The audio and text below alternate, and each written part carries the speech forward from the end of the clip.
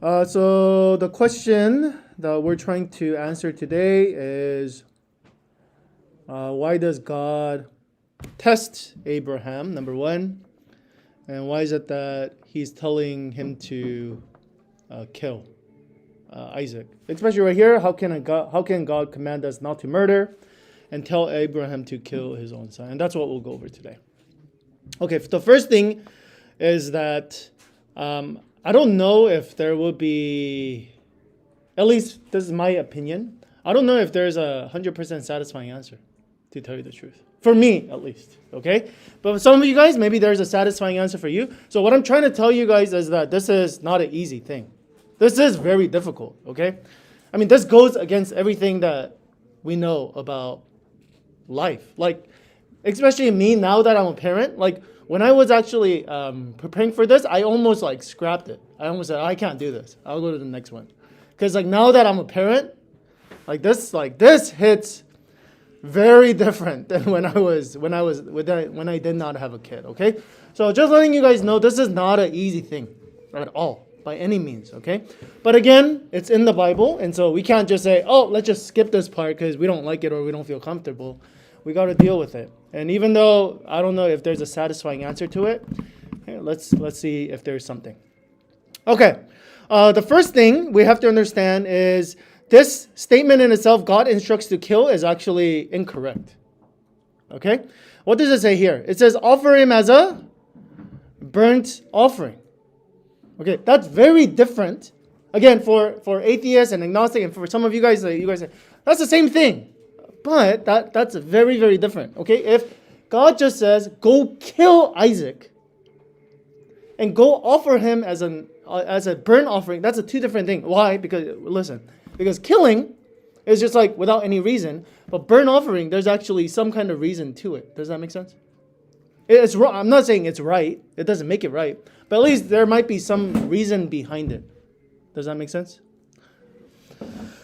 So for example, like back in the time, like people used to kill their kids as an offering. But they didn't just kill just because they were just like, oh, I don't like my kid, let's kill my baby. But they thought, of course they're wrong, but they thought, what did they think? They thought this would please our gods. So they did it for the betterment of the society. Does that make sense? So they didn't kill just for the sake of killing. That's just killing. But they did it out of sake of what they thought was something else. Does that make sense? All right. So there's a difference between killing and sacrificing. Okay, that's number one. So because of that, okay, different scholars have come up with different reasons. Again, I don't know if this is going to satisfy you 100% or not. Okay. But these are some of the possible reasoning. All right. So we're going to go over 4 different possible reasons why God tested Abraham by telling him to offer Isaac as a burnt offering. Number 1, his name is Soren Kierkegaard. He's a Danish Christian philosopher. And he says this: Abraham had the right to do this, okay, because God commanded him. But when another person does the same thing, it is a sin, a heinous sin. Okay, so he's basically saying, because God instructed him to, it's okay. So when God instructs you to kill or to sacrifice or to make some kind of offering, then it's okay to.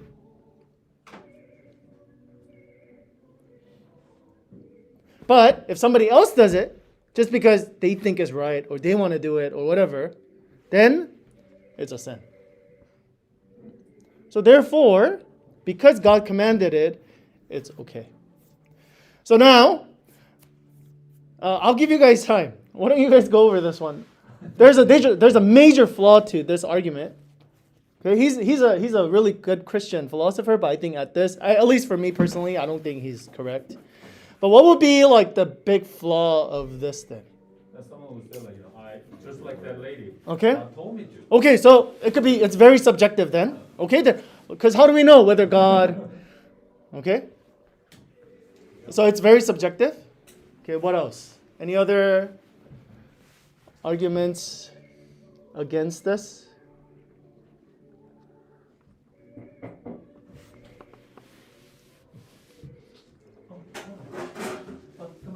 Come on in, come on in. Gonna sit there. Welcome.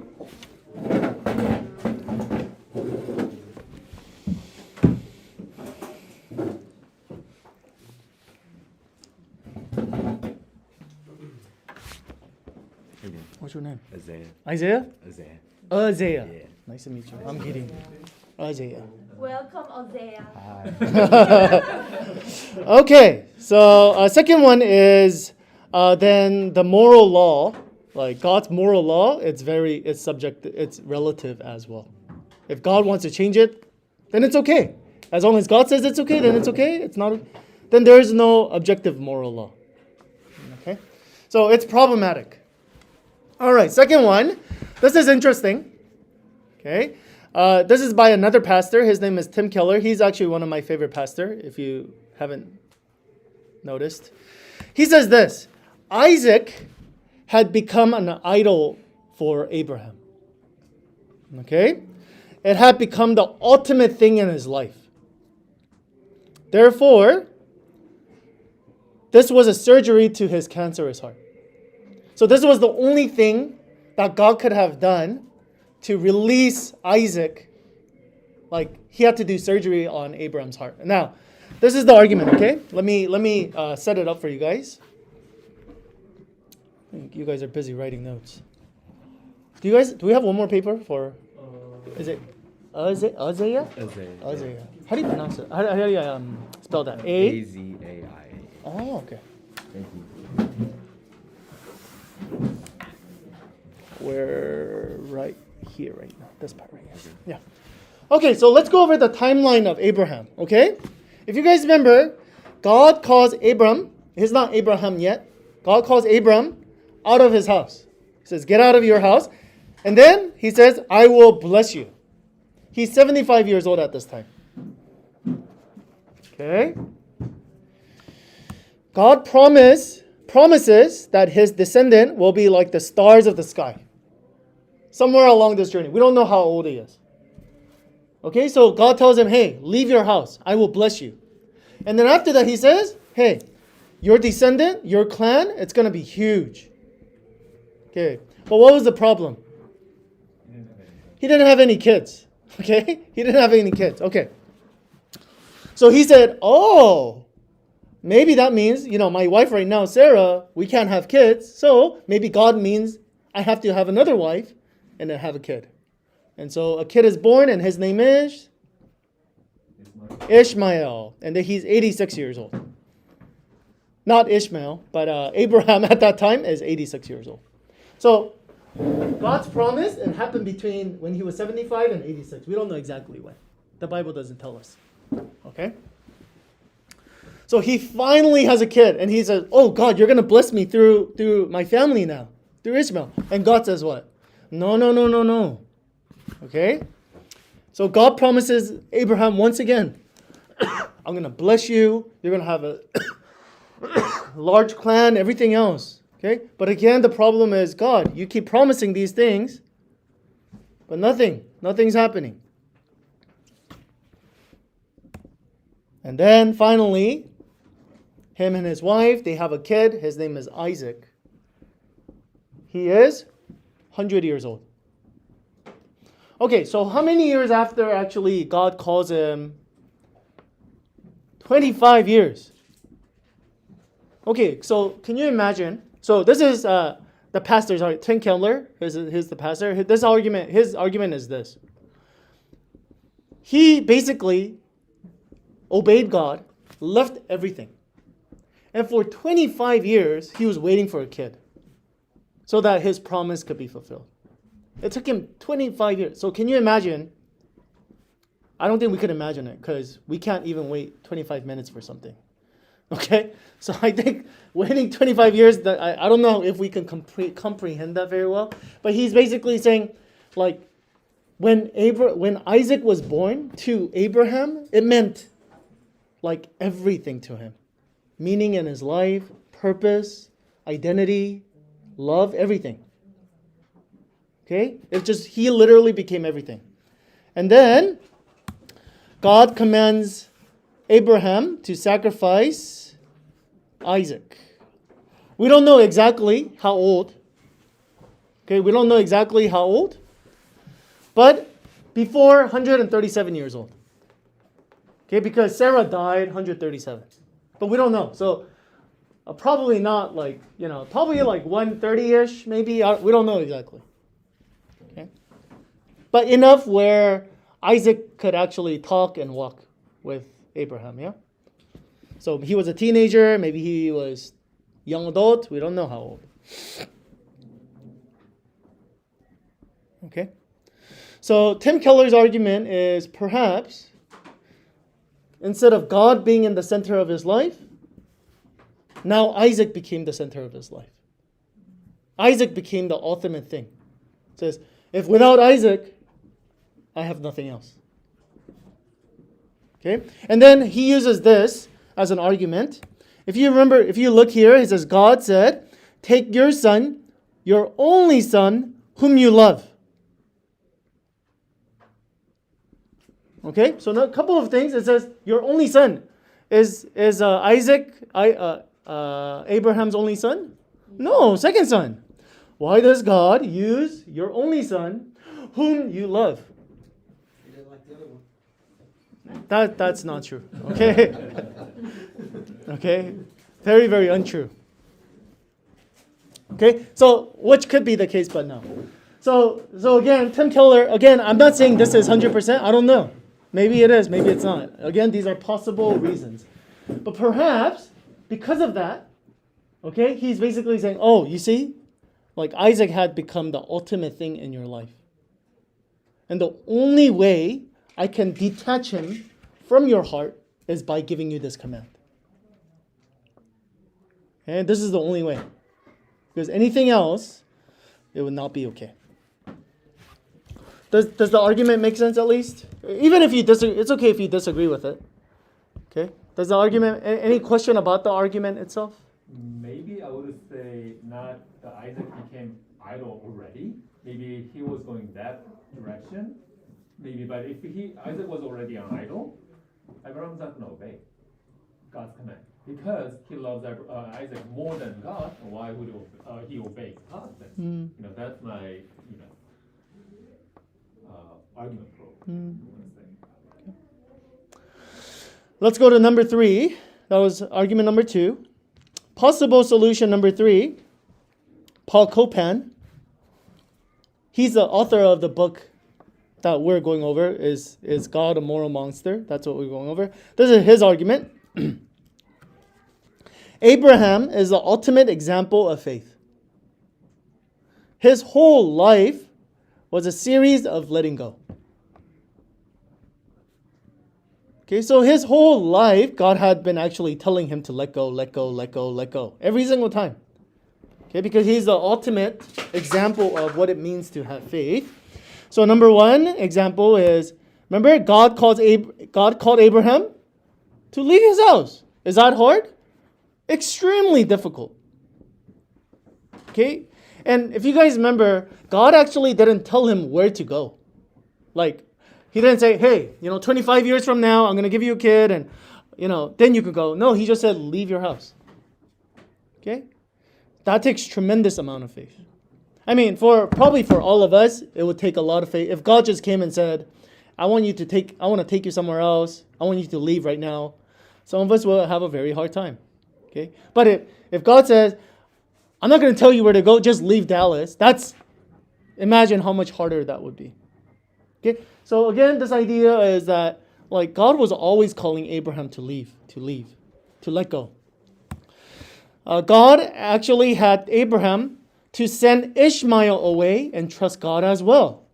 So that's almost the same thing as during that time, because during that time, if you are not with your clan and you're in, because there's no like hotels there, there's no McDonald's there, like how is he supposed to survive? Okay, so when Abraham was sending his first son, Ishmael, away, that took a lot of faith as well. So he was, again, used to already letting go of stuff. Okay? But he prayed to God, and God actually says, trust me, and send him away. And we see that God actually provided for Ishmael. Okay. And so therefore, we see in Hebrews, it says this. This is why actually Abraham did what he did. Okay? Because most of us, we would be like, as parents, we would not be able to do something like this. But Abraham, because again, he's used to letting go and trusting God. So at this point, this is what he was thinking. This is why he was able to sacrifice or get to a point where he could sacrifice Isaac. By faith, Abraham, when God tested him, offered Isaac as a sacrifice. Why? Because Abraham reasoned that God could even raise the dead. So he says, well, you know what? God is telling me to let go. To offer him as a sacrifice, I can do it. Why? Because I know that God could raise him from the dead again. Okay? So this constant, and another one is also just having Isaac itself. It took a lot of faith, right? Because he was 100 years old.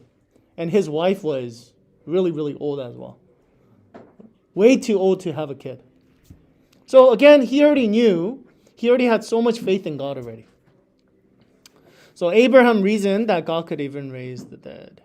So the whole idea is his whole life had been all about faith and faith and faith and faith. So it was just God deepening his faith more and more and more. And to a point where he says, I couldn't even sacrifice my kid because I trust God. I know that God is a good God, and he could, even if I sacrifice him, he's going to raise him back up. I don't know the reason why, but he's going to raise him back up.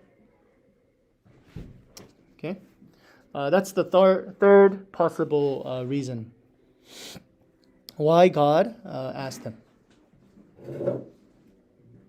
Okay? I'm going to give you guys the last one, the ultimate lamb. Okay? So we see here, God never wanted to, this one, I can't really pick like who did this. A lot of actually scholars, including Ellen White, actually. Well, she uses a combination of some of these things, but her big thing is right here. Okay? God never wanted to kill Isaac. Okay? It was clear from the beginning that it was just a test. So the whole idea is God is the only one who ever truly sacrificed his son, Jesus. God wanted to show Abraham God's heart. Okay? So it was never about Abraham. It was about God wanting to show Abraham what God was going to do. So basically, the basic idea is God wanted to show Abraham God's character. That he wanted, the only way Abraham would understand God's character and God's heart is by him doing it. You know, like getting to the process of where he has to sacrifice his own son. And to a point where he's right about to do it. And God says, no, that's good. You understand now my heart. Okay? So it was really to show Abraham God's own heart. This is what Ellen G. White says in Patriarchs and Prophets. The agony which Abraham endured during the dark days of that fearful trial was permitted that he might understand his own experience, something of the greatness of the sacrifice made by the infinite God for man's redemption. That's a long sentence, though. Okay, Ellen White, she could do long sentences. But the basic idea is, because it talks about, like Ellen White talks a lot about, like the next day, like during the whole night, he was praying and wrestling with this whole concept. Because he's like, God, I can't do this. This is not possible. And he's like, maybe I got it wrong. And then next morning too, like God made it very clear to him, no, go and do it. So again, this whole act, it's not really the sacrificing itself, but the whole process, like God wanted him to go through that agony. Okay, of what it means to actually sacrifice your own son. So that later, again, Abraham could understand God's heart. All right, so let's review once again. Number one, Soren Kierkegaard says, hey, If God wants to do it, then God could do it. God is correct, so it's okay. Number 2, it was to remove the idol from Abraham's heart. Number 3, life of faith. It's all about faith. It was to strengthen, deepen Abraham's faith. And number 4, it was pointing to Jesus. It was pointing to God. Okay, that was the reason.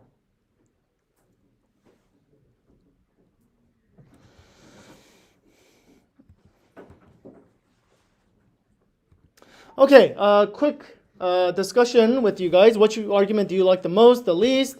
And do you think it could be a combination of actually these things? So get together with people next to you guys, and then go for it. Isaiah, you can join this group right here. What do you think most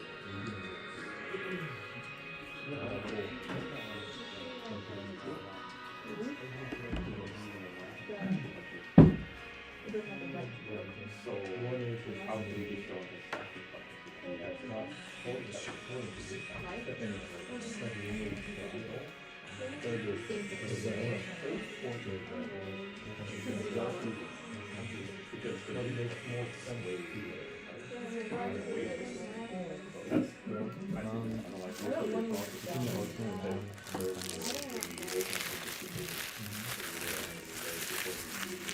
Dr. Chair, I got a question. So for number 4, since Jesus was actually not around when this happened, then why would God be doing the sacrifice when this happened? So I don't know. Yeah, so it's like he's telling Abraham, even though Abraham can't see Jesus, obviously, because it's like 3,000, 4,000 years later, but it's like continually he's trying to show his people that there has to be like sacrifice. So everything from Old Testament, it's like leading up to Jesus. Everything is pointing to Jesus, basically. Yeah. It's not only to it's to us. God gives us that. Because sometimes I agree with you. And at the same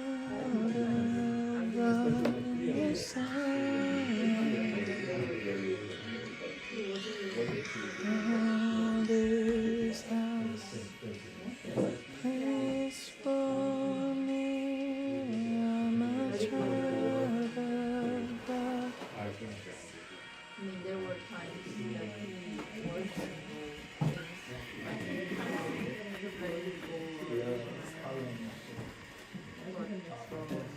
Isaiah, did you come here with somebody? My grandma. Oh, your grandma. Oh, okay. Do you live here? I live in Frisco. Frisco? Yeah, but we're moving to Oh, okay.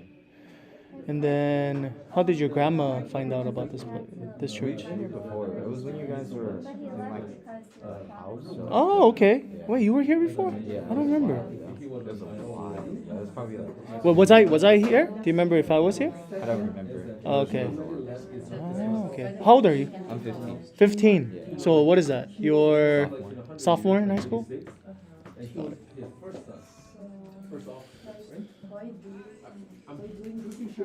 What high school are you gonna go to then? I'm gonna stay at the high school I'm at. I was gonna go to Hebron, but Oh, I want to stay where I'm at just because like I like my basketball team. oh. Are you in the basketball team? Sometimes we play basketball together. Really? Yeah, but you'll probably school us.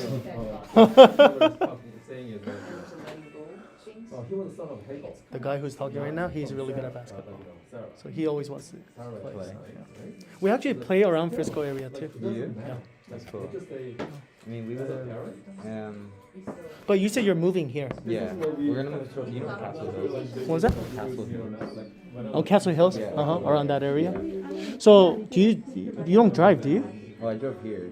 Oh. Oh, I see. My grandma came in. I see. So your your grandma is Korean? Oh, okay. So your mom and your mom is Korean and then your dad is He's black. nice. Well, Okay. my mom's she's in Mexico right now. That's where my grandma's in. Oh, she works in Mexico. No, she does PR for Lexus, so she goes like around the world. Oh, My got grandma it. just comes down to watch me. Got it.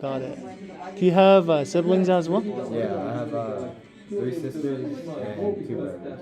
Maybe there are reasons behind Wait, the past. yes, 2 brothers. Really? Yeah. Are you? I'm the oldest. You're the oldest. That's a lot of kids. Are they all here too? No, there's 2 of them are Atlanta and the rest of them are back in California. Oh. Like, do they all live there? Or, they all live there, but you live in Texas. Got it. Wow. Are they your biological sibling, or are they like half and? Oh, got it. Okay, got it. So, is your dad still with you guys, or is it just with you and your mom? Me and my mom and her husband. Oh, My dad got lives it. in California. That's where I'm from. Got it. All right. Where in California? LA. LA. Yeah, Pasadena. Nice. When did you come to Texas? Was it last or 2020 August? Oh. Nice. I'm from Orange County. You are? Right there. Yeah, he lives in Upper Hastings Ranch. Nice. Are you sad or are you happy that you're here?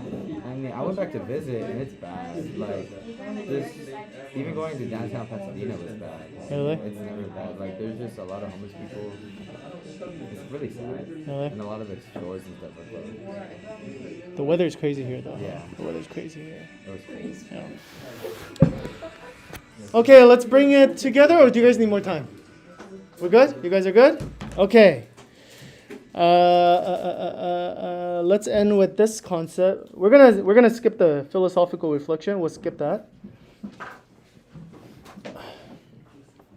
There's a famous book by, I don't know, Eli Wiesel. He's like a Jew. He wrote his own like story, not story, like his experience of being in the Nazi camp. Nazi, what do they call it? The Holocaust, during the Holocaust, okay? And then it's really famous. I had to read it in high school. I don't know if you guys had to either. Okay, you guys ready, yeah? Okay. So this in one of the line, this is what it says. The SS, these are like the soldiers who are or the Nazis, they hanged 2 Jewish men and a youth in front of the whole camp. The 2 men in the back, they died quickly. But the death throes of the youth lasted for half an hour. Okay, the youth in the front. Where is God? Where is God? Someone asked behind me. And so again, he's telling the story of what happened during Holocaust. And then somebody used this story of Eli and then added to this. As the youth still hung torment in the noose after a long time, I heard the man call again, "Where is God now?" And I heard a voice inside myself answer, "Where is he? He is here. He is hanging there on the gallows." Okay? So he's basically saying like, where is God? Where is God? Okay, God is not just there like just watching somebody die. We actually see that God actually sends his son to die on the cross as well. So it's a God who actually experienced and understands suffering. It's not like Buddha or it's not like other gods where they don't understand suffering. This God, at least the Christian God, he actually understands and experiences suffering for himself. There is no voice to cry. It is enough. Okay? So it's all, again, this is talking about Abraham. Remember when Abraham was about to do this? God says, it is enough. Don't do it. But for Jesus, there was no voice to cry. It is enough. To save the fallen race, the King of Glory yielded his life.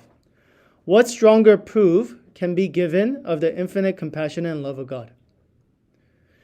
And this is from Romans 8, he that spared not his own son, but delivered him up for all of us, how shall he not with him also freely give us all things? So for me, I don't understand. I mean, these possible solutions or these possible reasons, hey, maybe some of it for you guys, maybe it's satisfying, maybe it's not satisfying. But for me, I always go back to the cross. Okay, I don't understand why God, Abraham. But what I do know, like just like what it says here, is that like God didn't stop people from killing Jesus, his own son. So If anybody understands sacrificing a son, it's God.